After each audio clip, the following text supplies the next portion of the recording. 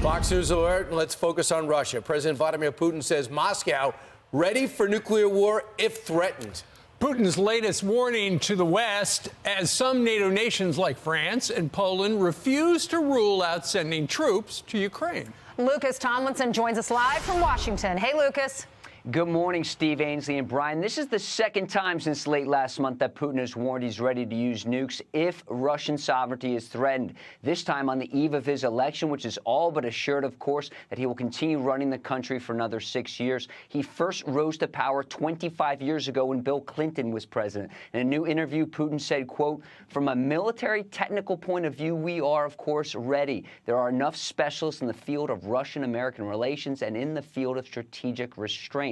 Therefore, I don't think that here everything is rushing to nuclear confrontation, but we are ready for this." Putin added he doesn't think the world is headed toward nuclear war. The nuclear threats have ramped up after French President Emmanuel Macron recently refused to rule out sending troops to Ukraine. As you guys mentioned, House Democrats and some centrist Republicans are looking at a way to force a vote on the Senate's $95 billion aid package for Ukraine, Israel, and Taiwan, using a discharge petition, a procedure that has not been used in Congress in nearly a decade. The GOP has another bill that would reduce spending to $66 billion to focus on weapons for Ukraine, as well as money to strengthen the southern border of the United States. Now, speaking of defense spending, President Biden's new budget only increases defense spending by 1%, which is a cut when you factor in inflation. This will be the fourth straight cut to defense under Biden. And in case you guys are wondering, the U.S. military keeps tactical nukes in Europe in 5 countries: Belgium, Germany, Italy, Netherlands, and Turkey. And Britain is prepared to bring American nukes back after removing them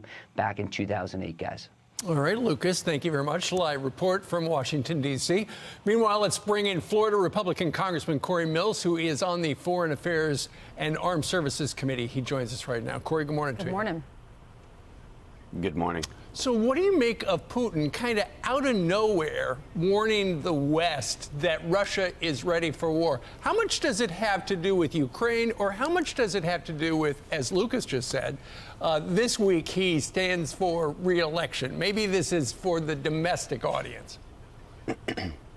Well, I mean, it's not the first time that Vladimir Putin has made comments regarding any type of a nuclear readiness, or even in the past where he said that he was prepared to use tactical small nuclear strikes within Ukraine. This obviously came under a tremendous amount of scrutiny when it came by the international community, and that's why I think he was very cautious in his wording this time to say, well, of course we're ready. Well, that's the case with all nuclear-armed nations. But if you do remember that this individual has also violated treaties multiple times, which is why President Trump removed us from the INF treaty to begin with. So I think it's a little bit of a political rhetoric to allow himself to be reelected and tell the Russian people that I'm strong, I am ready to fight, and that we will not lose our sovereignty. But I think it's also a bit of a warning, too, where he has actually tried to bring a peace talk before the Ukrainians as well as for the international community, which he blames the U.S. for trying to basically stonewall. And so I think that there is a point of negotiation that can still be had. I think that, as he said, they're not rushing towards nuclear war. But again, as a nuclear nation, of course, he would be ready just as we are. Yeah, Congressman, another public warning from Putin just to discourage us, Americans, from getting involved. But the House Democrats and some of the centrist Republicans want this aid package. It's $95 billion for Ukraine. But many Republicans are saying it needs to include something, language about our southern border, to protect our southern border. The U.S. Central Intelligence Agency Director William Burns, he said earlier this week, if the West didn't provide proper support for Ukraine, Kyiv would lose more territory to Russia, which could embolden China. What do you say about the funding? Well, first off, let me just go ahead and say that the CIA director are political appointees, and we know this, so he's going to echo anything that the Democrat Party and the Biden administration would like him to echo. I don't think that we should go ahead and ever lump our southern border funding into international aid packages. We must prioritize our southern border first. That's the greatest threat to American lives and to American safety and American sovereignty. I like what Speaker Mike Johnson has said, where he said we will not bring a single Ukrainian package to the floor to vote on until our southern border is closed. That is the the right response. And so I am not in favor of spending $95 billion knowing that we're at $34 trillion in debt. And as it was stated earlier, we've got a negative of 1% spending caps every single year under the Biden administration. We're actually declining under Bidenomics to fund our own military, to be prepared and ready and robust. Now, we're the strongest volunteer armed forces in the world, but that doesn't mean that we go ahead and cut our military spending or not secure our own border in the efforts of securing others.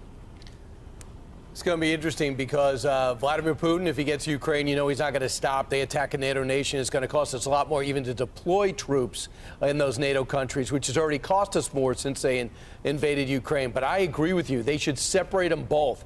Obviously, they got themselves in trouble in the Senate because they didn't agree with the bipartisan deal on the border. Therefore, the aid gets stopped and the border deal gets stopped, and the Democrats walk away with a talking point on that they didn't deserve because they broke the border. They have no interest in going to the border, and now they're saying that you guys are the ones standing in the way of the border. But we understand $200 million has been repurposed that should help them out for the next few weeks, and they're going to be sending ATACMS over there. What have you heard about that? Well, the ATACMS discussion has been happening for quite some time. That was going to be a follow-up to the HIMARS system that was approved right before I came into Congress, actually.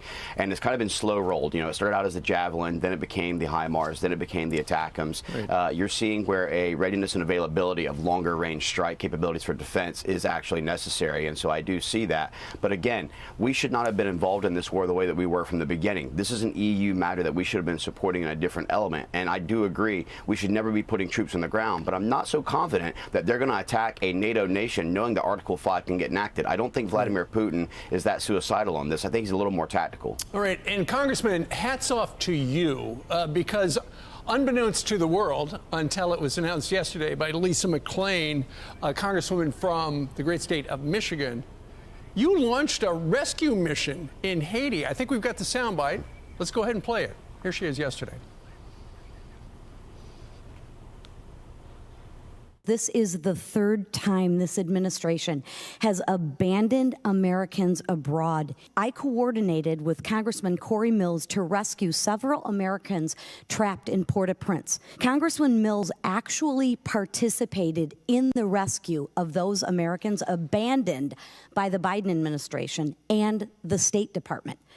So, Congressman, she asked you to get involved. She's from Michigan. 8 of the 10 were from Michigan. What did you do?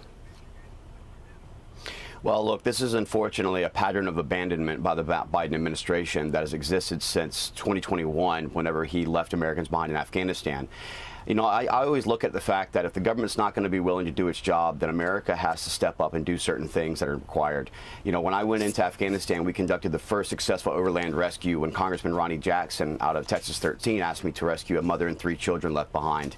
In October 7th, we had the horrific incident, obviously, in Israel. And by October 11th, I had conducted the first rescue on ground for 32 Americans, 45 the next day, with a total of 255 that I ended up rescuing out of Israel. And this is no different. He was leaving Americans behind. This Have Faith orphanage had asked the State Department for support and help, and they said, we're preparing something for evacuation. What they didn't tell them is they were preparing their own evacuation. They were evacuating non-essential State Department personnel, but not the Americans. Look at this. Look at the precedent that's being set, and I just want to paint a picture here. Walls don't work until we have a State of the Union, then we put a wall up around the Capitol. We are working on evacuations, but we can't get to you, but we can evacuate American, non-essential mission personnel from the State Department. This is sending a direct message that the federal government only cares about government, not about the American people. This is the wrong thing to say, and I can tell you, I don't subscribe to that. If Americans are abroad and they're in trouble, I'm going to come to their aid, and if Biden's not willing to do his job, I'll do it for him. Yeah, well, who's ever going to help out if we have to be bailed out by private citizens? How are they getting away with it? But they're going to write a $200 million check to Haiti. Where that's going, maybe to the Kenyan forces, which is insane. Congressman, really quickly, were these missionaries? Some were missionaries and some were philanthropists. It was a total of 10 Americans. We conducted a night operation departing out of a neighboring country by helicopter, came in, landed in a makeshift HLZ helicopter landing zone, and I believe that by the time we had coordinated everything throughout the night, we were able to get on the ground for about 1 minute and 7 seconds for a complete hot load with the helicopter running, get them in, and there was some video of that, and then we were able to safely get them them extracted and get out. Oh, Well, God bless you. Thank you so much. No kidding, you saved them. Hey, Absolutely. Corey, last question. Who pays for this? I did. Wow. Well, you should say What's your website if people would like to Help you contact out. you? Well, I'm partnered up with an organization called Never Forgotten Foundation. I had started before I ran for office. It was to help Americans and help children abroad that are being exploited. I have now obviously divested the minute that I was elected, but they're still going on and doing great things under the one of the co-founders with me. But we're trying to do everything we can to try and rescue and keep Americans safe, not just here at home, but also abroad. That's Yeah, amazing. shouldn't have to. The Episcopal Church is very involved in projects down in Haiti. So many evangelicals go down there to help with the orphanages. Thank you so much. That's amazing. Job well done, sir. Yes. Thank you. I'm Steve Ducey. I'm Brian Kilmeade. And I'm Ainsley Earhart. And click here to subscribe to the Fox News YouTube page to catch our hottest interviews and most compelling analysis.